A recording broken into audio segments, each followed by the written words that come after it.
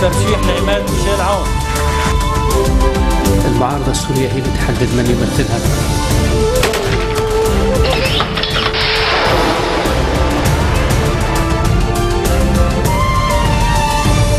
Good afternoon, you're watching the English newscast on Future Television. I'm Linda Tamim, and these are today's top stories.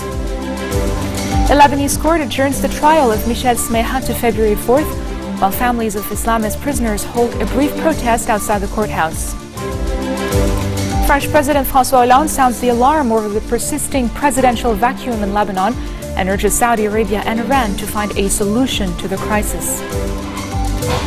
And a British inquiry suggests that Russian President Vladimir Putin probably approved the assassination of former KGB agent turned dissident Alexander Litvinenko.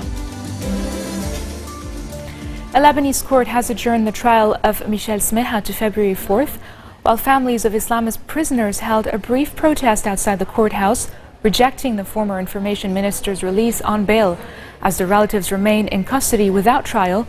Police imposed strict security measures around the perimeter of Beirut's military tribunal and inside the courtroom. Smeha was convicted on terror charges in May of 2015 for smuggling explosives into Lebanon with the aim of targeting political and religious figures. He was sentenced to 4.5 years in prison, but following an outcry over the leniency of his sentence, the verdict was annulled and a retrial was ordered. French President François Hollande sounded the alarm over the persisting presidential vacuum in Lebanon. In a speech addressing French and foreign ambassadors, Hollande said the ongoing power vacuum in Lebanon is a shame and warned it could become dangerous. He urged two regional rivals, Saudi Arabia and Iran, to extend hands and find a solution to the crisis. Just a reminder that Lebanon has been without a head of state since the term of former President Michel Sleiman ended in May of 2014. The long simmering rivalry between Saudi Arabia and Iran, which back opposing sides in Lebanon, has been blamed for the delay in the election of a new president. Maronite Patriarch Bshara Rahi gave his blessing to any initiative aimed at resolving the presidential stalemate. Speaking at Beirut's International Airport before heading to Rome, he said, quote, "We want a president who is made in Lebanon. Political and parliamentary blocs should assume their responsibilities while taking into consideration the regional situation and international conditions to elect a president who is accepted internationally." Rai said Kirki had encouraged parliamentary blocs to hold consultations to end the presidential stalemate and choose the appropriate candidate. He confirmed he will discuss the presidential deadlock with Pope Francis and other top Vatican officials, but denied he was informed about possible visits by Future Movement leader Saad Hariri and Marada Movement chief MP Sleiman Frangieh to Rome. The Democratic Gathering parliamentary bloc did not take any clear stance on the Lebanese forces' decision to endorse Free Patriotic Movement leader MP Michel Aoun for the presidency. Following their weekly meeting chaired by Progressive Socialist Party leader Walid Jumblat, the bloc still voiced their continued support for their candidate, MP Henri Hello, for the position.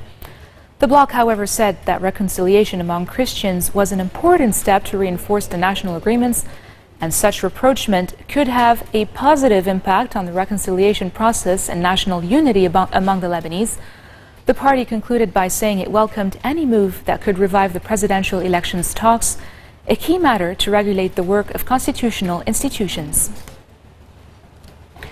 Prime Minister Tamam Slam has met with the President of the European Council, Donald Tusk, during his stop in Brussels on his way to Switzerland for the World Economic Forum in Davos.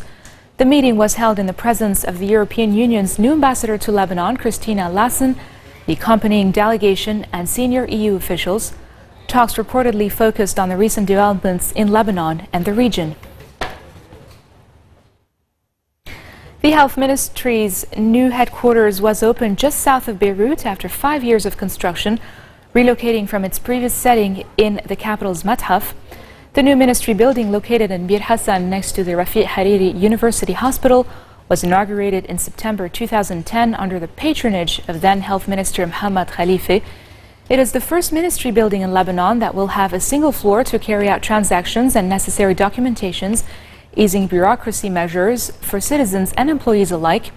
Chairman of the Council of Development and Construction, Nabil Jisr, attended the opening ceremony, along with Health Minister Wael Abu Fahoud and other officials. He said the project was necessary as the ministry receives a high number of people on a daily basis, similar to that of the Interior and Education ministries.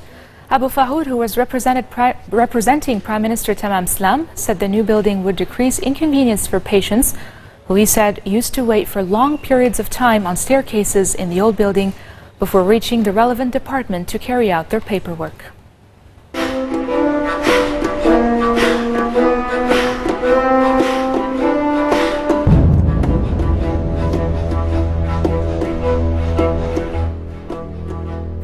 More than 100 humanitarian and UN agencies have called for an end to the war in Syria, appealing to governments and people around the world to add their voices to the demand for an end to the carnage. Oxfam, Save the Children, Caritas International, nearly 30 UNICEF branches and others have called for an unconditional ceasefire to allow delivery of aid, freedom of movement for civilians, protection of hospitals, schools and water supplies, and the lifting of all sieges. The agencies invited people around the world to show support for the appeal by sharing it on social media. And coming up next, US-based scientists say they have found evidence of the existence of a ninth planet. More details after the break.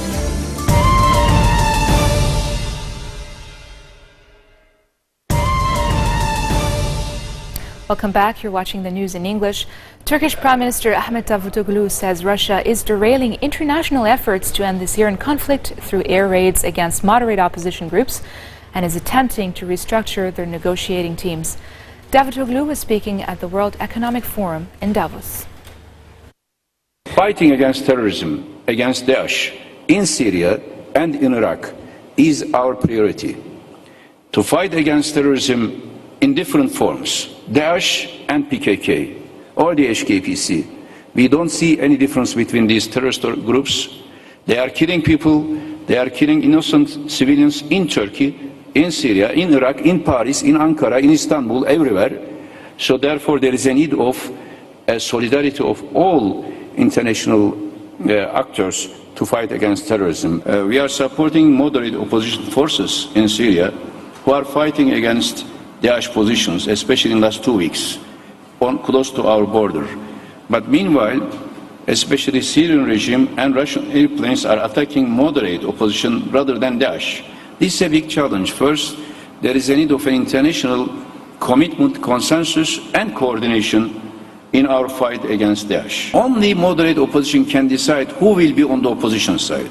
Nobody has the right to impose anything on opposition. And we as Turkey, as the neighboring country, we do not accept any other opposition except Syrian Nation Coalition. That should be clear. If others want to be part of the table, okay, they can be on regime side because they have been working with the regime, they have been collaborating with the regime. We do not intervene who will be coming from regime. But if they want our support as Turkey, we want to see only legitimate, moderate Syrian national opposition.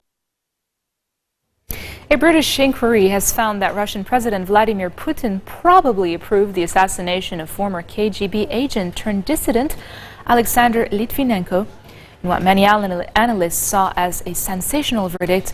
Judge Robert Owen said it was likely the Russian leader signed off the killing of the former spy in 2006 after a long-running feud.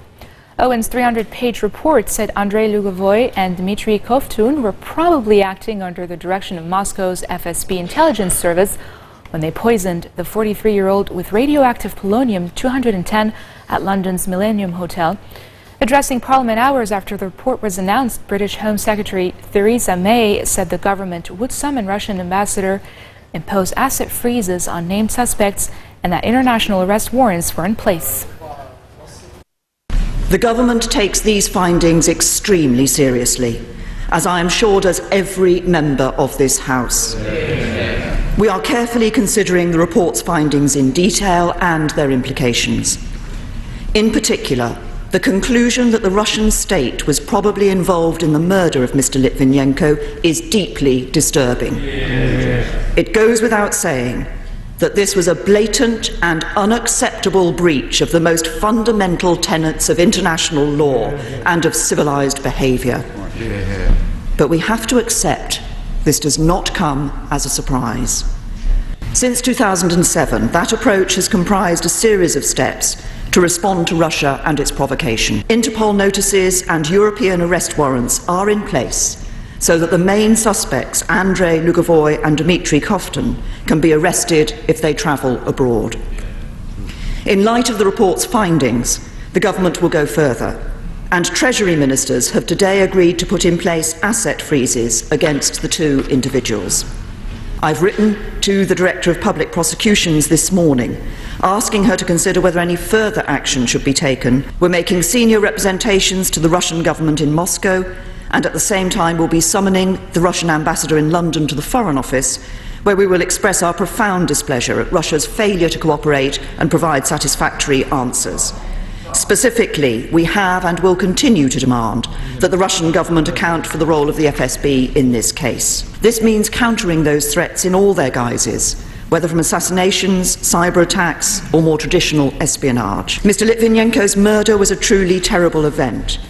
I sincerely hope that for the sake of Marina and Anatoly Litvinenko, for the sake of Mr. Litvinenko's wider family and friends, and for the sake of justice, that those responsible can be brought to trial. And I commend this statement to the House. US-based scientists say they have found evidence of an object they nicknamed Planet 9 orbiting the edge of the solar system. The US team used mathematical modeling and computer simulations to find the object they claimed was a planet. The research said it was about 10 times the mass of the Earth and had an odd, highly elongated orbit about 20 times further from the Sun than Neptune. Check it out. We found that the only explanation we can come up with for some very strange behavior at the edge of our solar system is that there's a giant planet, a planet that's 10 times the mass of the Earth, that is much, much further out than Neptune on this very elliptical orbit. We haven't seen it yet, but we've seen its gravitational influence on the outer part of our solar system. So we know it's there. We're starting to look. There was a moment sitting right here in this office where we saw something that we had not anticipated at all, and that was the moment for me that was kind of, it was jaw-dropping, but not jump up and down, say hurrah, more like stunned, like, oh, this is real. The theory of this Planet 9 made a prediction that we weren't anticipating. We looked at our data and said, oh yeah, it predicts that there should be other objects that are pointing off in this way. And I thought, I think there might be. I can't remember if there are any objects like that, but we went back and looked at the catalogs of objects, and they were perfectly, exactly where we predicted that they were supposed to be. That's the moment when my jaw hit the floor, and I was stunned. Right now, I think this will mostly have an impact on astronomers who will try to go find it. Everybody will want to be the one who first sets eyes on Planet 9. What's really going to be exciting is when it's seen, and that's when it'll go from a really compelling theory to absolutely true, and that will change astronomy textbooks, children's books, but it'll change even things like my daughter's lunchbox, which has the planets on it. You know, everything in our culture has these planetary images, and they'll have to add one more. They had to all take away Pluto, now they have to re-add Planet 9 instead. This marks the end of our bulletin for today. Now for a recap of our top stories. A Lebanese court adjourns the trial of Michel Smeha to February 4th, while families of Islamist prisoners hold a brief protest outside the courthouse. French President François Hollande sounds the alarm over the persisting presidential vacuum in Lebanon and urges Saudi Arabia and Iran to find a solution to the crisis. And a British inquiry suggests that Russian President Vladimir Putin probably approved the assassination of former KGB agent turned dissident Alexander Litvinenko. Those are your top stories for this Thursday. I'm Linda Tamima. Thank you all for tuning in.